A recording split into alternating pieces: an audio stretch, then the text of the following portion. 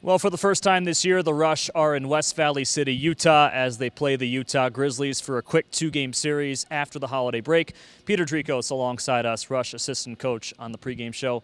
First off, how were your holidays and Christmas back in Rapid City? Good, Corey. How about you? Not too bad. Saw each other, and that was about it. Loaded some bags up and hopped on a flight. Yeah, that's exciting stuff, yeah. So how did the guys look after 3 days being home with their families and not being on the ice? Yeah, they look good this morning. A lot of jump, a lot of pace. I think a couple of days off hopefully works in our favor here tonight. What can that do when you're playing every week? You get no weeks off. Just had 3 games in Boise, 3 one-goal long games. How can that get the legs fresh? Yeah, you said it. You know, we've had a pretty vigorous schedule here over the past couple of weeks, so I think them being able to go home, spend some time with family and friends, it's a good physical reset, but also a mental one. Yeah, and on the mental side as well. I mean, 16 one-goal games in your first 27 or whatever games it is at this point, not even through half the season. You know, how can that wear down, and how can getting some time off maybe reset the guys' minds? Yeah, I think they can go home, they can reflect, boys watch their shifts, so they can see that, the message from us has been we're right there. And, like you said, 16 one-goal game losses.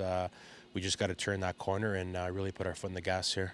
How do you do so tonight? Utah just got off a losing streak themselves. Yeah, at the end of the day, we're coming in here, we're taking nothing for granted. We're not taking them lightly, that's for sure. We're going to come in here, play our game, play with a lot of pace, a lot of physicality, and try to get up to a lead here. You've talked about making your small positives count and keeping track of them. You got 2 points out of 6 in Boise. You could have had 4 or 5. What were those positives in a tough 3-game series?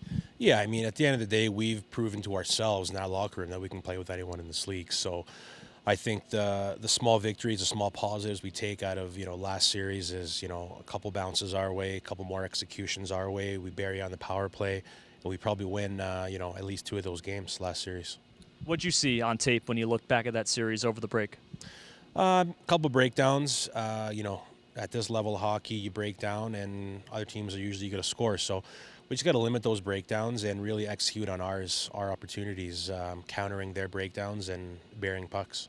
This is kind of a halfway point of the year. We're not numerically halfway for a couple of more weeks, but for a team with so many rookies, first-year guys who are finding their way in pro hockey and the pro lifestyle, how have you seen those guys grow from the start of the year to about the first halfway point? I think now they really understand what it takes to be a pro, right? A lot of downtime being a pro hockey player, and you got to manage your time. So I think now that we're at tonight's our 28th game, I think guys are realizing what they have to do, not only on the ice, but off the ice to be successful. And the leadership group as well. Haven't had Charles Martin for a little bit, but Ryan Wagner, Brett Davis, Mo Colella, Zach Hoffman, how have those guys helped the younger guys through the first 27 games? Yeah, guys are stepping up, right? It doesn't matter if they got a letter on their jersey or not. You touched on some guys' names. Brady Potu, another guy that's been huge for us. Just everyone's rallying, everyone's pulling the same rope here and supporting each other. Ryan Wagner making his return here to Utah, where he played 23 games. He's got 11 points over his last 6. How has he been able to elevate his game the past 2 weeks?